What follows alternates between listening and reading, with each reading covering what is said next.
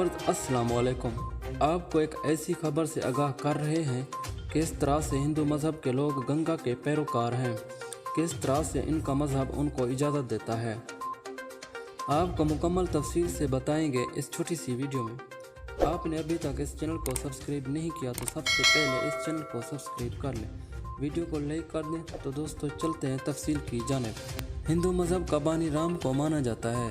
राम की पैदाइश से लेकर तमाम रसूमात उनके मज़हब से शुरू होती हैं, गंगा जमुना में जाकर ख़त्म होती हैं।